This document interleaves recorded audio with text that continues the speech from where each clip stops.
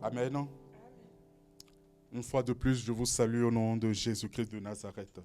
Amen. Ce matin, recevez les salutations du pasteur Sorgues qui est en déplacement avec son épouse. Amen. Donc, vous avez les salutations de l'homme de Dieu. Et j'avais prévu un message, mais quand j'étais dans la présence de Dieu hier, il a transformé mon message. Et nous allons prendre, je vais apporter une petite exhortation. Nous allons prendre nos Bibles, Amen, dans le livre de l'Épître à Philémon. Épître à Philémon. C'est dans le Nouveau Testament, Amen, et c'est vers la fin. C'est vers la fin du Nouveau Testament. C'est après Tite, après Philémon, vous avez le livre de Hébreux. Après Philémon, ensuite, c'est complètement derrière. Oui, il n'y a qu'un seul chapitre. Alléluia.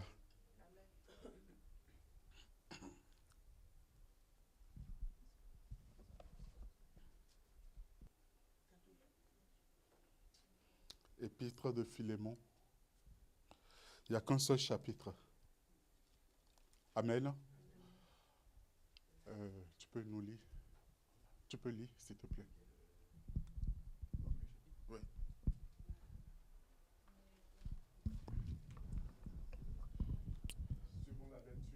Lisons au nom du Seigneur. Paul, prisonnier de Jésus-Christ, et le frère Timothée, à Philémon, notre bien-aimé et notre compagnon d'œuvre, à la sœur Aphia, à Archippe, notre compagnon de combat, et à l'Église qui est dans ta maison, que la grâce et la paix vous soient données de la part de Dieu notre Père et du Seigneur Jésus-Christ. Je rends continuellement grâce à mon Dieu, faisant mention de toi dans mes prières, parce que je suis informé de la foi que tu as au Seigneur Jésus et de ta charité pour tous les saints. Je lui demande que ta participation à la foi soit efficace pour la cause de Christ, en faisant reconnaître en nous toute espèce de bien. J'ai en effet éprouvé beaucoup de joie et de consolation au sujet de ta charité, car par toi, frère, le cœur des saints a été tranquillisé. C'est pourquoi, bien que j'ai en Christ toute liberté de te prescrire ce qui est convenable, c'est de préférence au nom de la charité que je t'adresse une prière, étant ce que je suis, Paul, vieillard, et de plus maintenant prisonnier de Jésus-Christ. Je te prie pour mon enfant que j'ai engendré, étant dans les chaînes, Onésime, qui autrefois t'a été utile, mais qui maintenant est utile et à toi et à moi. Je te le renvoie, lui, mes propres entrailles. J'aurais désiré le retenir auprès de moi pour qu'il me servît à ta place pendant que je suis dans les chaînes de l'Évangile. Toutefois, je n'ai rien voulu faire sans ton avis, afin que ton bienfait ne soit pas comme forcé, mais qu'il soit volontaire. Peut-être a-t-il été séparé de toi pour un temps, afin que tu recouvres pour l'éternité. Non plus comme un esclave, mais comme supérieur à un esclave, comme un frère bien-aimé, de moi particulièrement, et de toi à plus forte raison, soit dans la chair, soit dans le Seigneur. Si donc tu me tiens pour ton ami, reçois-le comme moi-même. Et s'il t'a fait quelque tort, ou s'il te doit quelque chose, mets-le sur mon compte.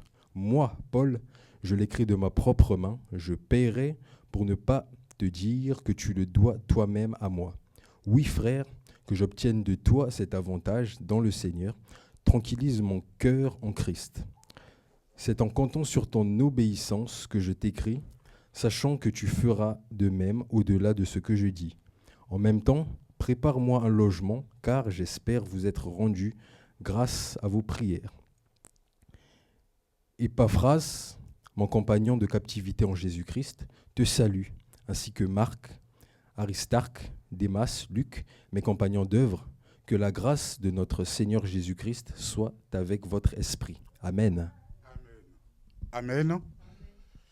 Nous venons d'écouter, de lire ensemble ce texte. Amen. C'est un beau texte. Et je prie que chacun de nous, arrivé à la maison, puisse relire. Que cette semaine, nous puissions lire ce texte. C'est un seul chapitre. Amen. mais il y a beaucoup d'enseignements dedans. Il y a beaucoup, beaucoup, beaucoup d'enseignements. Je vais relever quelques points par la grâce de Dieu. Amen. Ici, nous sommes dans un contexte où c'est l'apôtre Paul qui écrit à Philémon. Philémon, c'est, on peut dire, un disciple de Paul. C'est Paul qui l'a engendré dans la foi. Il est comme Tite, il est comme Timothée, qui sont des enfants de l'apôtre Paul. Amen. Et Paul, en ce moment où il écrit ce texte, il est en prison. Paul est en prison. Et Dieu a fait la grâce. En prison, il a prêché l'évangile. Alléluia. Il a prêché l'évangile. Il a rencontré un certain Onésime. Il lui a prêché la parole. Et Onésime a accepté le Seigneur. Et quand il lui a prêché la parole, il a compris dans la vie d'Onésime que Onésime a fui quelque part. Onésime a fui son maître. Alléluia. Son maître, c'est Philémon. C'est pourquoi il écrit maintenant à Philémon. Sachant que Paul connaît Philémon, sachant que Philémon est un fils à Paul, il écrit une lettre à Philémon parce qu'il a rencontré Onésime qui était l'esclave de Philémon. Alléluia. Je suis en train d'expliquer pour qu'après nous puissions bien comprendre. Amen. Et quand Paul écrit cette lettre, nous devons savoir que quand nous prenons notre Bible, nous avons l'Ancien Testament et le Nouveau Testament. Alléluia. Et ce qui se passe en ce moment-là, on est dans le Nouveau Testament. Alléluia. Parce que si c'était dans l'Ancien Testament, comme nous le connaissons, la loi, c'est œil pour œil et dent pour dent. Mais ici, nous sommes dans le temps de la grâce. Nous sommes dans le Nouveau Testament. Et sachez-le bien, bien-aimés dans le Seigneur, c'est vrai que quand nous prenons la Bible, nous voyons l'Ancien Testament et le Nouveau Testament, mais nous devons savoir que jusqu'à ce que le Saint-Esprit descende, c'était toujours l'Ancien Testament. Alléluia. Parce que souvent, en tant qu'enfants de Dieu, nous confondons un peu. Mais nous devons savoir que le Nouveau Testament commence à partir de la descente, à partir de l'Église, à partir de la fusion du Saint-Esprit. Amen. Et ici, l'apôtre Paul parle de Jésus à Onésime et Onésime accepte le Seigneur. Maintenant, il renvoie maintenant Onésime auprès de Philémon. Alors que Philémon, au départ, Onésime avait volé chez son maître et il a fui. Donc son maître était déjà en colère. Alléluia. Son maître était déjà fâché contre Onésime. Mais maintenant, Onésime a accepté le Seigneur. Et l'apôtre Paul maintenant renvoie Onésime auprès de son maître. Il lui dit, dans le texte, il dit, prends-le. J'aime la partie où il dit, non plus comme un esclave, mais comme supérieur à un esclave, comme un frère bien-aimé, de moi particulièrement, et de toi à plus forte raison, dans la chair, soit dans le Seigneur. Ici, Paul est en train de mettre la barre très haute pour Philémon. Alléluia. Vous vous imaginez que chacun de nous, c'est pourquoi je dis qu'arriver à la maison, il faut relire le texte là. Alléluia. Il faut relire le texte et puiser les leçons qu'il y a dedans. Imaginons-nous, chacun de nous aujourd'hui, que nous sommes Philémon et que notre esclave est Onésime. Il nous vole, il fuit, il part. Amen. Et quelque temps après, il revient. Il revient. Il a fui, il prend ton argent, il prend tes biens, il fuit, il part. Et quelques années après, il revient auprès de toi. Je suis sûr, dans la chair, ça va être très dur pour tout un chacun de nous. Dans la chair, ça va être très dur pour tout un chacun de nous. Et cette histoire a aussi d'autres similitudes dans la parole de Dieu. Vous vous rappelez de l'enfant prodige qui a pris sa part, qui est parti. Il a gaspillé. Et il revient quelques années après. Il prend conscience. Amen. Il prend conscience. En ce temps-là, on est dans la loi. Ce qui se passe avec l'enfant, lui prend conscience et il revient auprès de son père pour demander pardon. Mais ici, on est dans la grâce. C'est pour ça que je dis, arrivez à la maison, lisez bien ce texte et que le Saint-Esprit vous aide à déceler les leçons qu'il y a dans ce texte-là. Nous étions dans la loi. Un enfant prend conscience qu'il a mal fait. Il revient auprès de son père, il demande pardon. Ici, nous sommes dans la grâce. Alléluia. Nous sommes dans la grâce. C'est que Christ est mort à la croix. Il a payé le prix pour tout un chacun de nous. Philémon le sait. Tout un chacun de nous, ce matin, nous le savons, qu'il y a un prix qui a été payé pour les péchés d'hier, d'aujourd'hui et de demain. Mon frère, ma soeur, sois rassuré. Alléluia. Quel que soit ce que tu vas faire, je ne pousse pas à pécher, mais je veux te dire qu'il y a un prix qui a été déjà payé pour toi. Il y a un prix qui a été déjà payé pour toi. Et Onésime, le prix a été déjà payé pour lui. Quand Paul lui prêche l'évangile, il accepte le Seigneur. Paul, maintenant, le renvoie auprès de son maître. Alléluia. Paul le renvoie auprès de son maître. Mais c'est pourquoi Paul, ici, vous allez voir quelque part, il dit, je pouvais le garder. Paul pouvait garder Onésime auprès de lui. En plus, il était en prison. Il avait besoin et de ses enfants autour de lui. Mais je suis rassuré que Paul l'a fait exprès. Pourquoi? Parce qu'en renvoyant Onésime auprès de Philémon, alléluia, bien-aimé, c'est pour faire un travail dans le cœur de Philémon. Alléluia. Bien-aimé, c'est dans les épreuves, c'est dans les difficultés que le Seigneur va nous forger, c'est dans les difficultés que le Seigneur va aiguiser nos cœurs. Bien-aimé, quand tu ne traverses pas des difficultés, quand tu ne traverses pas des problèmes, mon frère, ma soeur, tu ne peux pas connaître ton identité. Tu ne peux pas connaître qui tu es. Il faut traverser des épreuves. Il faut subir des choses pour que ton identité en Christ puisse se manifester. Tant que tu n'es pas dans des problèmes, tant que tu n'es pas dans des difficultés, ton identité en Christ ne peut pas se révéler. Philémon, il a fallu que Onésime accepte le Seigneur et Paul le renvoie maintenant auprès de son maître. Il dit, maintenant là, autrefois c'était ton esclave. Il dit, maintenant là, prends-le maintenant, qu'il soit, prends-le. Il faut j'utilise les mots qu'il dit. Il dit, non plus comme un esclave, mais supérieur à un esclave.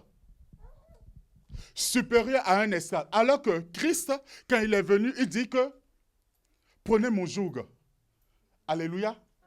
Il dit, prenez mon joug. Quand Christ nous dit de prendre son joug, ça veut dire que nous sommes toujours esclaves. Hein? Nous étions autrefois esclaves du péché. Amen. Il nous détache, il nous enlève le joug du péché, mais il dit, prenez mon joug. Ça veut dire qu'on est toujours esclave de Christ. Mais là, il y a une différence. Il dit, mon joug est léger et doux. Nous sommes toujours esclaves de Jésus-Christ. Et ici, Paul fait exprès pour dire à Philémon, il lui dit, prends-le supérieur à un esclave. Alléluia. Prends-le supérieur à un esclave. Bien-aimé, quand nous voyons ce qui se passe ici, allez, amen, dans ce texte, nous sommes en train de voir la vie d'un enfant de Dieu. Nous sommes en train de nous identifier. Ce texte-là, ce texte préfigure les chrétiens que nous sommes aujourd'hui. Onésime, quand vous allez faire les recherches, Onésime, ça veut dire utile. La définition, l'explication du nom de Onésime veut dire utile. Alléluia. Mais voilà quelqu'un qui porte le nom de utile. Mais quand on regarde sa vie de passé, avant qu'il n'accepte le Seigneur, on voit qu'il était inutile. Tout ce qu'il faisait, c'était inutile. Il volait. C'était un brigand. Donc, il était inutile. Il ne servait à rien. Amen. Alors qu'il porte un nom qui signifie utile. Bien-aimés, faisons très attention au nom que nous donnons à nos enfants. Surtout nous qui sommes dans le Seigneur aujourd'hui. Faisons très attention au nom que nous donnons à nos enfants. Parce que nous ne voulons ou pas, les noms vont influencer nos enfants. Les noms que nous donnons à nos enfants vont influencer nos enfants. En bien comme en mal. Alléluia. En bien comme en mal. Qu'on le veuille ou pas, les noms influencent chacun de nous. Bien-aimé, moi on m'appelle le confiant, mais il a fallu que je rentre dans le Seigneur pour être brisé de ce nom. Parce que tellement j'étais rassuré, tellement j'étais confiant sur moi-même, amen, qu'il a fallu que le Seigneur puisse me briser. Je porte toujours le nom, le confiant, mais ça n'a plus l'impact que cela devait avoir aujourd'hui, maintenant, ça l'est dans le Seigneur, mais pas dans le mauvais sens. Alléluia. Onésime, son nom signifie utile. Mais quand tu regardes sa vie, alléluia, il était inutile. Il ne servait à rien. Il a fallu que Christ lui soit prêché. Amen. Il a fallu que Christ lui soit prêché. Et maintenant, il prend conscience maintenant de ce qu'il est. Bien-aimé, pour connaître ton identité, ce n'est qu'en Jésus-Christ. C'est pourquoi ce matin, si tu n'as pas encore accepté Jésus-Christ, c'est encore le moment d'accepter Jésus-Christ. C'est le moment de l'accepter. Parce que quand nous regardons la vie dans laquelle nous sommes, il y a des choses qui se passent. Mon frère, ma soeur, la Bible déclare, le Seigneur dit que quand il reviendra, est-ce qu'il trouvera la foi? Est-ce qu'il trouvera la foi? Bien-aimé, je me pose des questions. Est-ce que le Seigneur trouvera la foi quand il reviendra? Et c'est vrai. Quand nous voyons ce qui se passe aujourd'hui, quand nous voyons le monde dans lequel nous sommes aujourd'hui, moi j'ai peur. J'ai peur. J'ai peur surtout pour nos enfants. J'ai peur surtout pour nos petits-enfants. Alléluia. La dernière fois, je lisais, il y a de cela 2 jours, on dit que bientôt, il n'y aura plus les portables. Les enfants que nous voyons là, les petits-enfants là, peut-être ils ne vont plus utiliser le portable. Tu as vu ça? Ils ne vont plus utiliser le portable là. Ils ne vont plus l'utiliser. Et il y a d'autres choses qui sont en train d'être mises en place. Les puces, les micros quoi là. J'ai vu ça, j'ai eu peur, j'ai eu la chair. J'ai dit, mais où on va? Où allons-nous? Où allons-nous? Alléluia. Où allons-nous? C'est que nous allons vivre dans un monde où je me demande même si les gens auront besoin de dire, est-ce qu'il y a un Dieu qui existe? Les gens vont douter. Les gens vont douter. Vous savez, tellement que l'évolution est en train d'amener le monde où aujourd'hui maintenant, il y a des guérisons, il y a des cancers qui sont en train d'être guéris, il y a des choses pas possibles.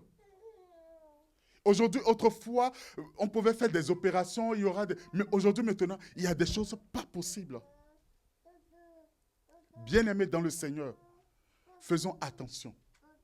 Faisons attention dans le monde dans lequel nous voulons vivre. Faisons attention dans la manière dont nous marchons. Et moi, je dis souvent, à nous qui sommes parents, nous devons être des modèles pour nos enfants. Nous devons être des modèles pour nos enfants. Ici, Paul fait exprès de renvoyer Onésime auprès de son maître. Peut-être, si Onésime était resté au pied de Paul, il allait servir. Il le savait déjà. Mais est-ce que la transformation dans la vie de Philémon, est-ce que ça allait être? Comment ça allait être? Mais il a fallu que Onésime revienne auprès de son maître maintenant. Philémon voit son serviteur, qui aujourd'hui maintenant n'est plus esclave du péché, parce qu'autrefois il volait, mais maintenant est devenu esclave en Jésus-Christ. Tu vois celui qui t'a volé. Je ne sais pas en ce temps-là combien Onésime a volé. Mais tu le vois maintenant. Tu le vois comment? Dans la chair, comment tu vas être? Tu vas t'asseoir, tu vas dire, Onésime, shalom, sois béni. Tu vas lui dire, sois béni. C'est difficile, mon frère, ma soeur. Tu le regardes, tu lui dis, bon, viens, on va manger. On va manger chougouya, on va manger saka. Et tu lui ouvres ta maison, quelqu'un qui t'a volé. Quelqu'un qui t'a volé, il est parti. Il revient maintenant. Quelqu'un qui t'a blessé, il revient maintenant. Tu lui dis, c'est mon frère, c'est ma soeur. C'est difficile. Alléluia. Bien-aimé, c'est difficile de pardonner dans la chair.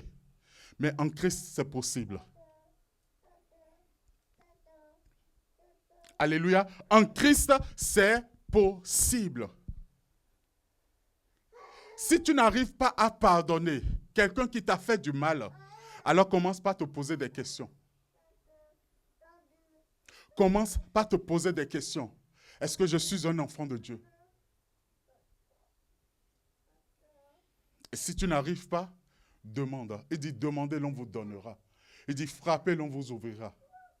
Ce matin, si tu n'arrives pas à pardonner, s'il y a un aspect de ta vie où tu n'arrives pas à pardonner quelqu'un, demande l'aide du Saint-Esprit.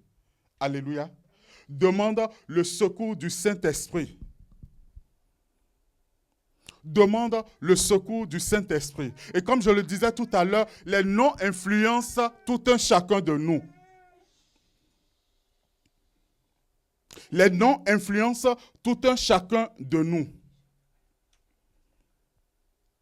Les noms que nous donnons à nos enfants vont influencer nos enfants, en bien comme en mal. Alléluia. Les noms que nous donnons à nos enfants vont les influencer. C'est pourquoi, bien-aimés dans le Seigneur, faisons très attention quand nous voulons donner des noms à nos enfants. Faisons très attention quand nous voulons donner des noms à nos enfants. Amen. Faisons très, très attention. Bien-aimés dans le Seigneur, ici, Onésime qui était autrefois inutile devient utile dans le Seigneur. Alléluia. Lui qui était inutile dans le Seigneur maintenant devient utile. C'est pourquoi nous devons faire très attention, enfants de Dieu que nous sommes. Peut-être tu connais quelqu'un, peut-être tu vois ton frère. Amen. C'est pourquoi faisons très attention, enfants de Dieu que nous sommes. Nous ne devons pas juger. Alléluia. Je ne peux pas juger un frère, je ne peux pas juger une soeur, mais je peux juger l'acte que mon frère ou ma soeur pose. Je peux juger l'acte, mais mon frère, je ne peux pas juger mon frère parce que je ne connais pas le plan de Dieu dans sa vie. Alléluia. Souvenons-nous des deux voleurs à la croix. Amen. Les deux voleurs à la croix, mon frère, ma soeur, les deux voleurs, un à la droite et un à la gauche. Quelqu'un dit, mais si tu es fils de Dieu, sauve-toi et sauve-nous. Mais l'autre, alléluia, étant que voleur, en ce temps-là, a compris la grâce qu'il a de se répandre. Et le Seigneur lui dit, je te le dis en vérité, tu seras avec moi.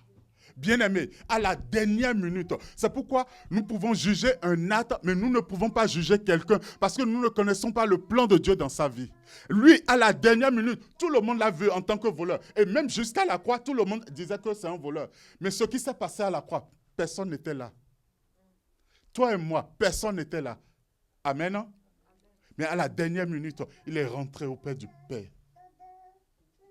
Donc, faisons très attention quand nous jugeons. Bien-aimés. Amen. Si nous voulons remarquer, si nous devons faire très attention, nous allons prendre notre Bible dans Actes chapitre 10. Nous allons voir quelque chose qui s'est passé là. Actes chapitre 10.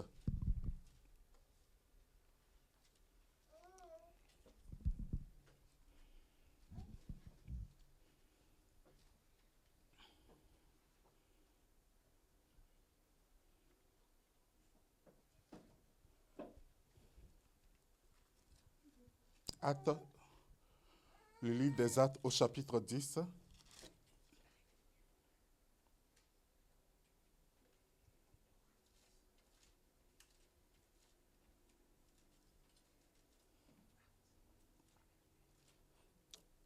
À partir du verset 9.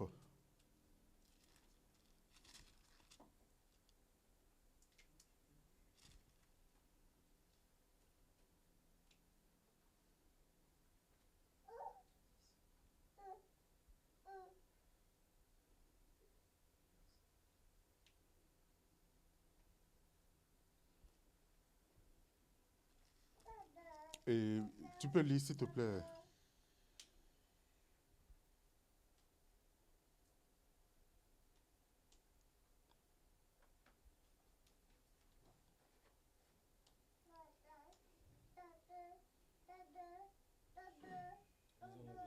Amen.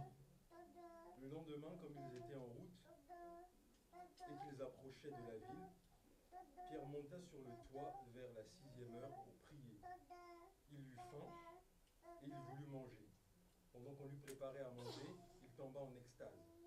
Il vit le ciel ouvert et un objet semblable à une grande nappe attachée dans les 4 coins qui descendait et s'abaissait vers la terre, et où se trouvaient tous les quadrupèdes et les reptiles de la terre et les oiseaux du ciel.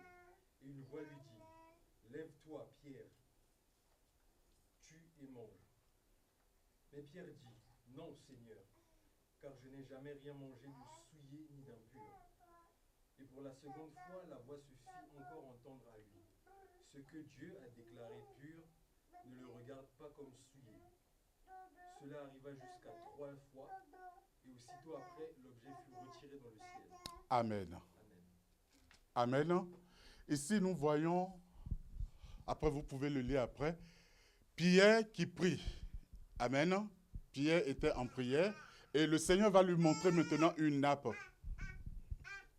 Une nappe. Et qu'est-ce qu'il voit? Il voit des quadrupèdes, des reptiles de la terre et les oiseaux du ciel. Et quand vous regardez ce que Pierre voit, c'est que dans l'Ancien Testament, ces animaux étaient interdits aux Juifs de manger. On ne les mangeait pas parce qu'ils étaient considérés comme impurs. Alléluia. C'était considéré comme impur. Mais voilà que dans la vision, Pierre a faim et le Seigneur lui dit, mange, tue ces animaux-là et mange. Alléluia. Faisons très attention quand nous avons des visions, des rêves, l'interprétation. C'est pourquoi quand nous avons des visions, demandons l'esprit d'interprétation. Amen. Parce que ne voyons pas. Là, le Seigneur veut enseigner quelque chose à Pierre. Amen. Il lui dit, prends ces animaux-là, tue-les et mange. Et Pierre dit, mais non, je ne peux pas manger parce que selon la tradition des Juifs, les animaux impurs ne se mangent pas. Amen. Et plusieurs fois, au moins 3 fois, le Seigneur va rappeler maintenant à Pierre qu'il doit manger ces animaux-là. Pierre maintenant revient maintenant et à la suite, vous allez voir qu'est-ce qui s'est passé. Le problème, c'est que le Seigneur préparait Pierre à aller chez Corneille. Et Corneille, en ce temps-là, les Juifs, Corneille, c'était un Romain, c'était quelqu'un qui n'était pas apprécié des Juifs. Donc Pierre, pour lui, à part les Juifs, qui étaient les gens qui devaient recevoir la grâce, tout le reste maintenant était impur. C'est pourquoi vous allez voir dans la Bible, l'apôtre Paul dit, je suis l'apôtre des gentils du reste du monde. L'apôtre Paul est allé plus vers les gens du monde pour leur enseigner. Pierre est resté plus à Jérusalem pour enseigner aux Juifs. Alléluia. Alors, Pierre, le Seigneur prépare Pierre à aller dans la maison de Corneille pour lui annoncer la bonne nouvelle. Pour lui annoncer. Parce que le Seigneur a déjà préparé Corneille. Mais par contre, Pierre, lui, ne savait pas. Alléluia. Pierre, lui, ne savait pas que Corneille, la maison de Corneille avait déjà la grâce, avait déjà reçu la grâce du Seigneur Jésus-Christ, avait reçu la visitation du Seigneur Jésus-Christ. Mais lui ne savait pas. Pour lui, quand il voit Corneille, c'est un impur. Alors, qu'est-ce qui va se passer? Quand Corneille va envoyer des gens auprès de Pierre maintenant, Pierre va comprendre maintenant. Parce qu'arrivé chez Corneille, il lui explique la vision et il voit qu'à la même heure, quand il avait sa vision, le Seigneur aussi parlait à Corneille. Donc ici, ce que Pierre voyait comme impur, mais le Seigneur a déjà rendu pur. Alléluia. Autrefois, Corneille et Onésime étaient impurs, mais avec le Seigneur, il est devenu pur. Amen. Donc, nous devons faire très attention, bien-aimés dans le Seigneur. Nous devons faire très attention en tant qu'enfants de Dieu, comment nous regardons les autres, comment nous jugeons les autres. Alléluia. Moi, j'ai connu un homme de Dieu, j'ai souvent l'habitude de dire c'est sa croix. Sa croix, c'est pourquoi je dis que c'est sa croix. Il ne va que enseigner les prostituées. Il a passé toute sa vie à enseigner les prostituées. Son combat, c'est de prêcher la bonne nouvelle aux prostituées. Bien-aimé, en tant qu'enfant de Dieu, tu vois une prostituée, tout le monde, on sait, ne nous lâchons. Disons la vérité, on a d'autres préjudices, on a une autre manière de voir ces gens-là. Mais celle que tu dis que c'est une prostituée, le Seigneur l'aime aussi. Celle que tu vois que c'est un voleur, le Seigneur l'aime aussi. Donc nous devons faire très attention. Ce que toi tu es en train de dire que non, lui n'a pas, il ne peut pas, il n'y arrivera pas, mais tu n'es pas Dieu. Nous devons avoir la compassion. Nous devons avoir la compassion envers chacun de nous, mais envers surtout les autres. Et ce matin, je veux nous dire, nous devons être utiles dans le Seigneur. Ma prière ce matin, c'est que tu dois savoir que tu dois être utile. Et souvent, les enfants de Dieu que nous sommes, c'est l'ignorance qui nous empêche de savoir que nous sommes utiles. C'est l'ignorance. Parce que quelqu'un qui a accepté le Seigneur, mon frère, ma soeur, le Seigneur t'a donné une capacité. On pense que pour prêcher, pour apporter la parole, il faut avoir le bac, il faut avoir tel diplôme. Non, mon bien-aimé. C'est la grâce de Dieu. Moi, je discute avec beaucoup. Oh non, moi, je ne peux pas me mettre debout devant tout le monde. Tout le monde va me regarder. Mais on s'en fout. Les Pierres qui ont prêché devant, qui ont prêché où il y a eu 3000 convertis, ils n'ont pas été à l'école. C'était des pêcheurs. Ils pêchaient le poisson. Mais quand ils ont reçu le Saint-Esprit, ça a enlevé la peur, ça a enlevé le doute. Vous vous souvenez de Pierre? Pierre a eu peur à un moment. Mais une fois que le Saint-Esprit est en toi, tu ne dois plus avoir peur de quoi que ce soit. Enfants que nous sommes, de Dieu que nous sommes, nous devons être utiles. On ne peut pas venir à l'église et ne pas être utile. On ne peut pas se dire enfant de Dieu et ne pas être utile. Qu'est-ce que tu fais? Regarde autour de toi, dans ta maison. Qu'est-ce que tu fais pour être utile à ta maison? Qu'est-ce que tu fais pour être utile dans ta maison? Déjà, commence par ta maison d'abord. Est-ce que tu fais la prière? Est-ce que tu pries? Est-ce que tu pries pour tes enfants? Est-ce que tu pries pour ton mari? Est-ce que tu pries pour ta femme? Est-ce que tu pries pour ceux qui sont dans ta maison d'abord? Si tu veux être utile, il faut commencer d'abord par sa maison. Alléluia. Il faut commencer d'abord par sa maison. Ensuite, maintenant, comment tu es utile en tant qu'enfant de Dieu autour de toi, là où tu travailles?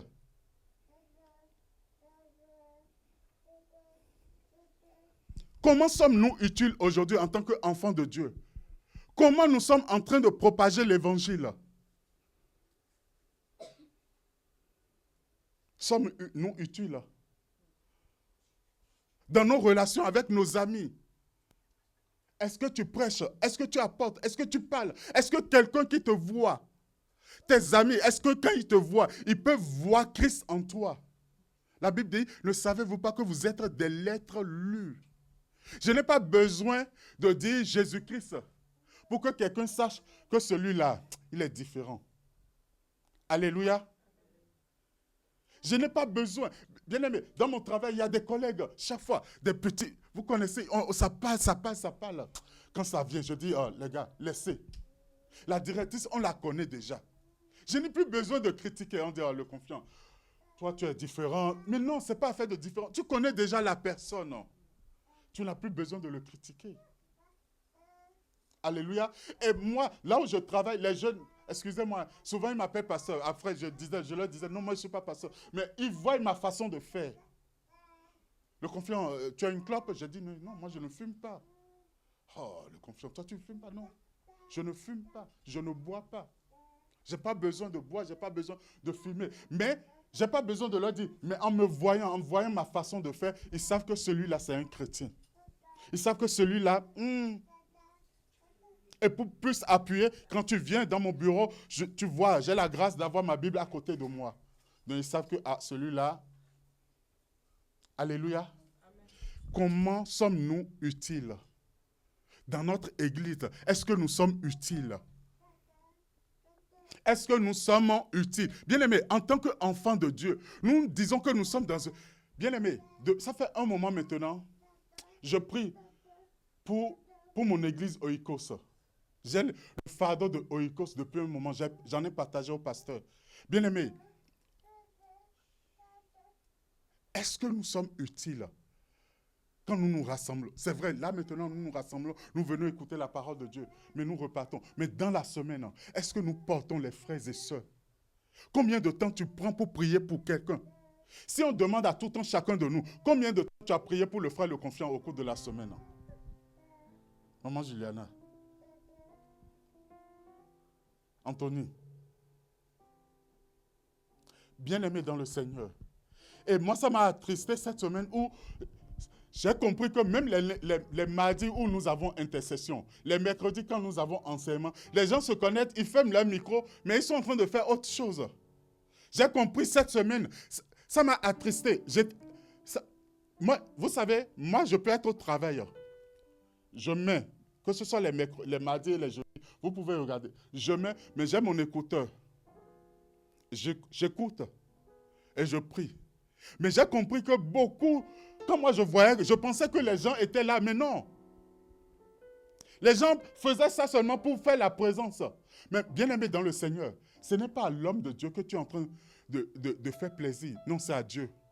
C'est Dieu qui nous regarde. Si tu sais que tu n'as pas le temps, ne te connecte pas. On sait que tu ne t'es pas connecté. Mais te connecter à un temps de prière et tu fais autre chose, tu ne te coupes même pas. Bien aimé, est-ce que nous sommes utiles en tant qu'enfants de Dieu? Est-ce que nous sommes utiles, enfants de Dieu? Ça fait bientôt 1 mois maintenant, je suis rentré dans des groupes, on m'a mis dans des groupes de prière. Bien aimé, nous dormons, nous nous amusons.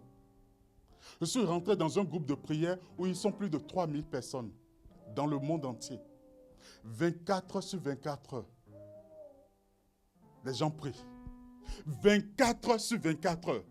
C'est que les gens se connectent et ils prient de minuit à minuit, sans s'arrêter. Tu mets tes sujets, mais j'ai dit, waouh! Est-ce que nous sommes utiles? Les gens de Mexique, Venezuela, États-Unis, la Chine, le Japon, les gens se connectent dans le monde entier. Tu te connectes, tu mets ton sujet de prière. Mais 24 sur 24, il y a des prières qui montent. Il y a des sujets qui sont déposés sur l'autel. Et les gens prient à tout moment. Quand tu te connectes, tu vois les sujets, tu pries, tu pries, tu pries. Est-ce que tu es utile? Est-ce que nous sommes utiles? Est-ce que c'est seulement les dimanches, nous allons venir ici et montrer que nous sommes enfants de Dieu? Non, bien-aimés dans le Seigneur. L'enfant de Dieu que nous sommes, c'est dans la semaine, c'est dans nos maisons, c'est dans nos couples, c'est avec la vie de nos enfants, c'est avec la vie de nos maris, de nos femmes, c'est avec la vie de nos amis, de nos collègues.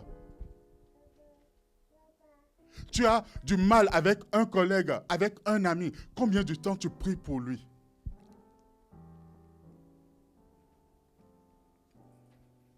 Combien de temps prenons-nous pour porter l'Église, pour porter l'homme de Dieu?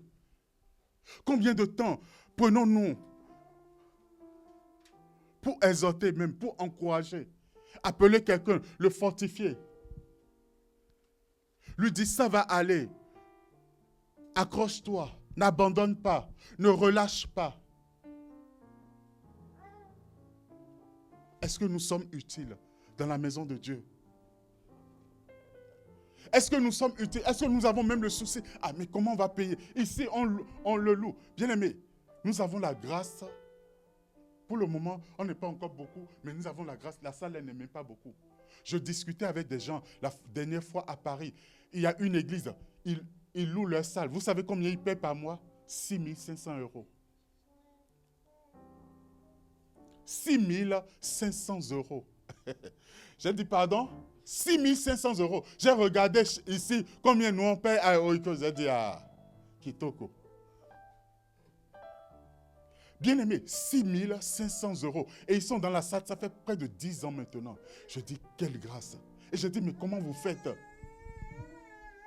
Alléluia. Est-ce que tu es utile avec tes finances? Comment sommes-nous utiles avec nos finances?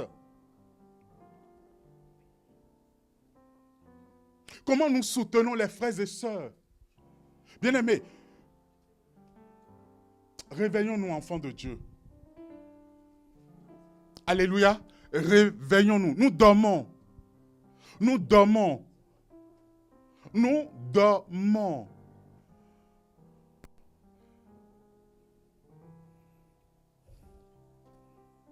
Nous dormons parce que nous ignorons qui nous sommes en Christ. Onésime ne connaissait pas son identité. Mais une fois que le Seigneur, une fois que Christ lui a été prêché, il a connu son identité. Il sait qu'il est utile. Et vous allez voir, quand Paul lui dit « Retourne vers Philémon », il n'a pas eu honte. Parce qu'il sait qu'il est maintenant en Jésus-Christ. Il connaît son identité maintenant.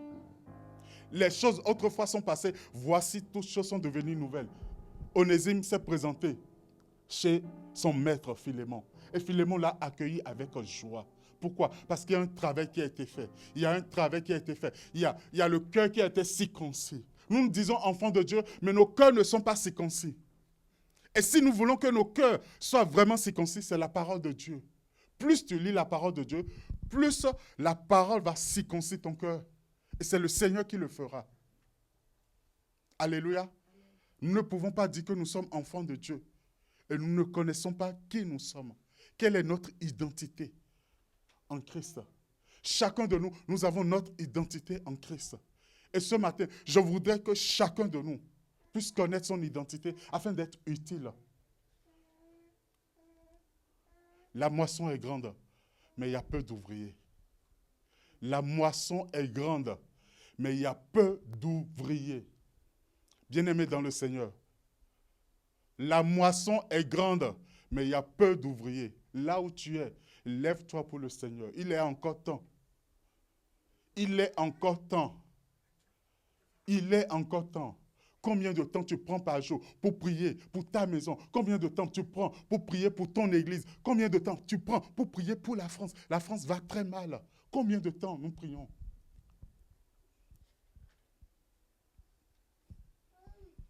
Si je demande à chacun de nous au cours de cette semaine qui a prié pour la France, tu as pris combien de temps pour prier pour ce pays?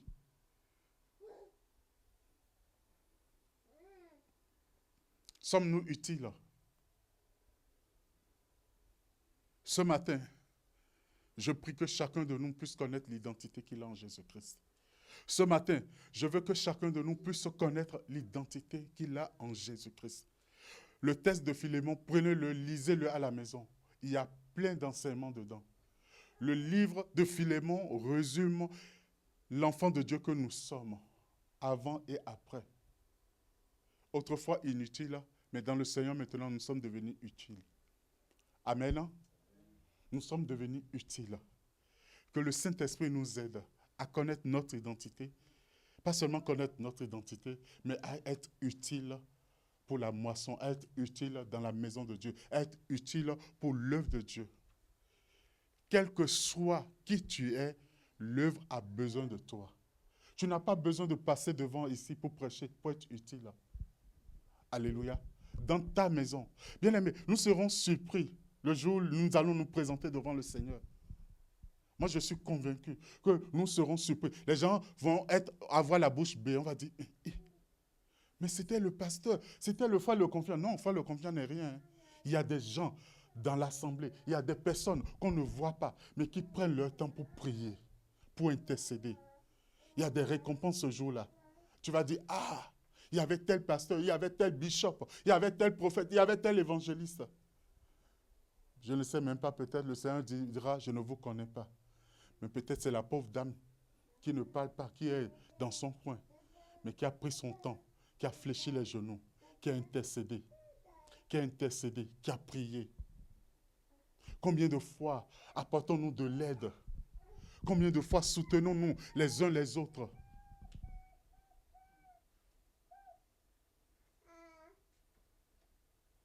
Bien-aimés dans le Seigneur, voilà ce que j'avais à partager avec vous ce matin. Nous devons connaître notre identité en Christ. Et une fois que nous le connaissons, nous devons être utiles.